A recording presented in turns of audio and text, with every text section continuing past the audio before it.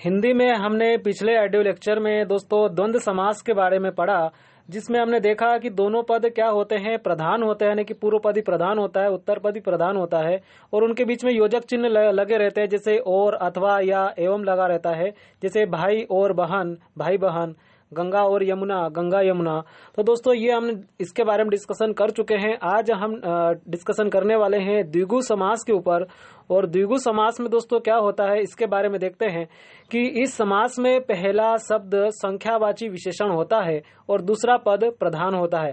पहले इनके एग्जाम्पल देख लेते हैं, फिर बाद में हम डिस्कशन करेंगे, इसकी परिभाषा देखेंगे और थोड़ा डिटेल में कि जैसे पंचवटी, चौराहा, दोपहर, दुपट्टा, नवग्रह, नवरात्रि, नवरत्न, सप्तदीप, त्रिभुवन, सप्तमंजिल। तो दोस्तों इनसे आपको स्पष्ट हो रहा होगा कि पहले जैसे मैंने पंचवटी बोला है, तो पंचवटी में 5 की कुछ संख्या वाली बात हो रही है। चौराहा तो 4 राहों का समूह, ये आपको कुछ समझ में आ रहा होगा कि दोपहर, 2 पहरों का समूह, दुपट्टा, 2 पट्टों का समूह, नवग्रह तो 9 ग्रहों का समूह। तो दोस्तों यहाँ पर आपको कुछ लग रहा होगा कि पहले यहाँ पर संख्यावाची होता है, पहला शब्द क्या होता है, संख्यावाची होता है, और दूसरा पद क्या होता है, प्रधान होता है। तो कोई सा भी समास हो तो समास दोस्तों समस्त पद से मिलकर होता है। समास का मतलब ही हमने बताया था कि संक्षिप्त करना, कम करना, घटाना, और 2 भाग में इसका जब विग्रह करते हैं, इसको बिखेरते हैं तो 2 भाग में जाते हैं। एक होता है पूर्व पद और एक होता है उत्तर पद। तो दोस्तों यहाँ पर पूर्व पद क्या हो रहा है, संख्यावाची, और दूसरा पद क्या हो रहा है, यानी कि उत्तर पद क्या हो रहा है, प्रधान हो रहा है। मेन लीड रोल कौन अपना रहा है, सेकंड पद, जिसको बोलते हैं प्रधान पद। मतलब इसका क्या हो रहा है कि यहाँ शब्द पर, इसका शब्द का कोई ना कोई अर्थ पर क्या पड़ रहा है, बल पड़ रहा है। तो बात करते हैं हम द्विगु समास की। तो द्विगु समास की परिभाषा एक बार और देखें। इस समास में पहला शब्द संख्यावाची विशेषण होता है। इस समास में पूर्व पद या पहला शब्द क्या होता है, संख्यावाची विशेषण होता है। विशेषण संख्यावाची का मतलब तो समझ चुके होंगे कि जहां पर संख्या दिखाई दे। नाम से स्पष्ट है कि द्विगु, 2 द्वि, हम निमाड़ी में द्वि बोलते हैं, द्वि 1, द्वि 3। तो द्वि से आप याद रखें कि 2 नंबर मतलब कि क्या, संख्यावाची है। तो संख्यावाची पहला शब्द क्या होना चाहिए, संख्यावाची।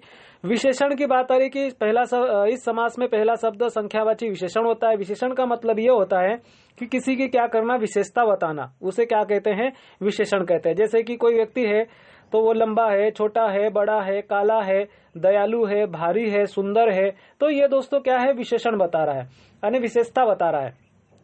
तो इस समास में पहला शब्द क्या होता है, संख्यावाची विशेषण होता है, और दूसरा पद क्या होता है, प्रधान होता है। यानी कि पूर्व पद क्या होता है, संख्यावाची विशेषण होता है, और उत्तर पद क्या होता है, प्रधान होता है। तो आप समझ चुके होंगे। अब हम कुछ एग्जाम्पल मैंने जैसे बताए हैं उनके बारे में हम डिस्कशन करते हैं। जैसे मैंने कहा सप्त सिंधु, सप्त सिंधु। तो सप्त सिंधु दोस्तों ये समस्त पद हो गया। जब इसको हम बिखरेंगे, टुकड़े करेंगे या विग्रह करेंगे, समास का विग्रह होता है, तो इसका विग्रह करेंगे तो सप्त सिंधु का क्या बनेगा, 7 सिंधुओं का समूह। फिर बात करें दोपहर, तो नाम से स्पष्ट है दोपहर। तो दोपहर दोस्तों यहाँ पर पहला पद क्या हो रहा है, पहला पद संख्यावाची विशेषण है और दूसरा पद प्रधान है। तो दोपहर का मतलब होता है, दो अलग अलग भाग में बांटेंगे तो पूर्व पद क्या रहेगा, 2, और पहर का मतलब क्या होगा, ये उत्तर पद हो जाएगा। तो 2 पहरों का समूह। त्रिलोक, तीनों लोकों का समाहार या समूह। चौराहा, 4 क्या हो जाएगा दोस्तों, संख्यावाची, और 4 क्या हो गया, पूर्व पद। राहों का समूह, यानी राह क्या हो जाएंगे दोस्तों, ये उत्तर पद हो जाएगा, और ये उत्तर पद क्या है, द्विगु समास में हम प्रधान मानते हैं। फिर आगे बात करें नवरात्र, तो 9 रात्रियों का समूह। तो 9 क्या हो जाएगा, संख्यावाची पूर्व पद, और रात्रि क्या हो जाएगा दोस्तों, ये उत्तर पद, और उत्तर पद क्या है, उसमें द्विगु समास में प्रधान है। तो 9 रात्रियों का समूह। सप्त ऋषि, तो सप्त ऋषि यानी कि 7 ऋषियों का समूह।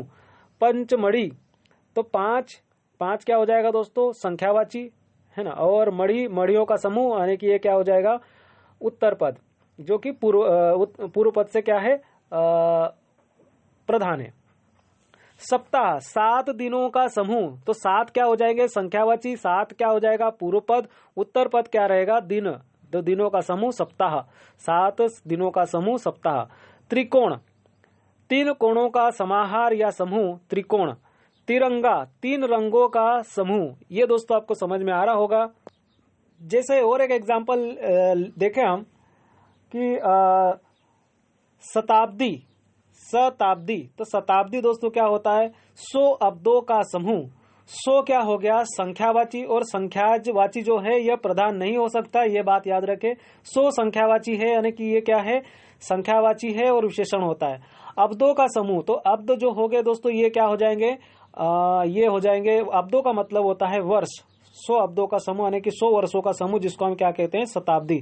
तो वर्ष हो जाएगा दोस्तों क्या? ये प्रधान हो जाएगा, ये उत्तर पद हो जाएगा, और 100 क्या हो जाएगा? पूर्व पद हो जाएगा। जैसे त्रिफला, 3 फलों का समूह, 3 फलों का समूह, तो दोस्तों क्या रहेगा? त्रि यानी कि 3, और ये पूर्व पद हो जाएगा 3, और ये क्या होता है? संख्यावाची विशेषण होता है।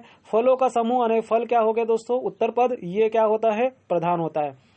तो आप और भी लिख सकते हैं, जैसे कि 6 माही, 6 माहों का समूह, 6 मासों का समूह। चौमासा, तो 4 माहों का समूह।